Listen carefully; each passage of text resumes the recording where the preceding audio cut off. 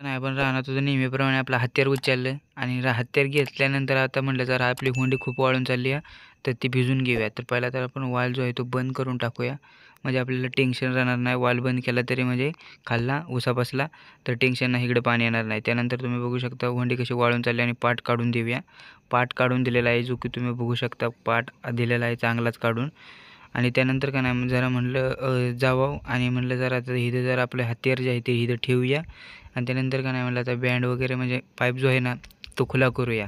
तर खुला करण्यासाठी तर आपण का नाही पहिला दगड काढून घेऊया. दोन्ही दगड काढून घेऊया म्हणजे आपला जो काढायला जो त्याचं सॉकेट आहे ते आपल्याला जरा सोपं जाईल.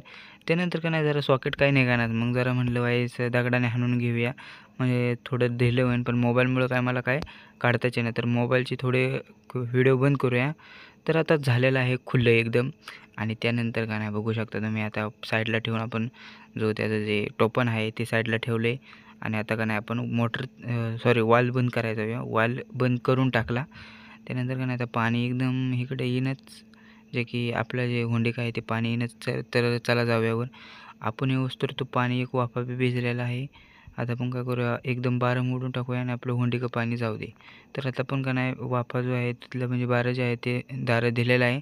आणि तिथं का नाही हुंडीचं पाणी बिणी घेतलेलं आहे आणि हुंडी वगैरे सर्व हे म्हणजे रानच भिजवायचं झालं या.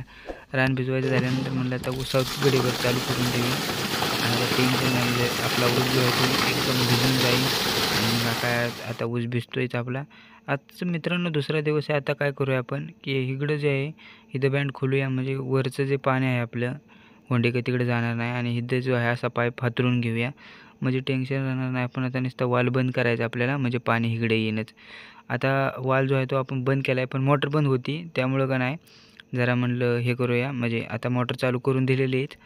तर मोटर चालू केल्यानंतर थोड्या वेळ थांबूया मोटर चालू होईपर्यंत. तर मोटर चालू व्हायला जवळजवळ अर्धा ते 1 मिनटं लागतात. जास्तीत जास्त 1 मिनटं लागतात. तर आता काय करूया थोडा वेळ थांबूया. जसं मोटर स्टार्टर उचलेन तर आपण लगेच जाऊया. आणि आपलं जे पाणी जे आहे ते उसावं चालू राहील. अजूनपर्यंत तर काय मोटरने स्टार्टर उचललेला नाही आहे. तर मित्रांनो तुम्ही म्हणत असताना की आवाज खूप कमी येतो आहे. तर भावांनो काय विषय झाला आहे की हे असा विषय झाला की माईकच आपला राहिला आहे. तर मोटर चालू झाली आता आपण जाऊया घरी. घरी आल्यानंतर थोडं म्हणलं पाणी आले का काय बघावं. ते नाही इथं का नाही आपली पाईपलाईन का नाही जरा फुटल्या वर आपली टाकीचं पाणी येते लाईन वेगळी. आता तर हात घालून बघितलं तर थोडी जी खाली जी सॉकेट असतं त्यातूनच थोडं निसटले. तर जय हिंद जय भारत. भेटूया पुढच्या व्हिडिओमध्ये. जय हिंद.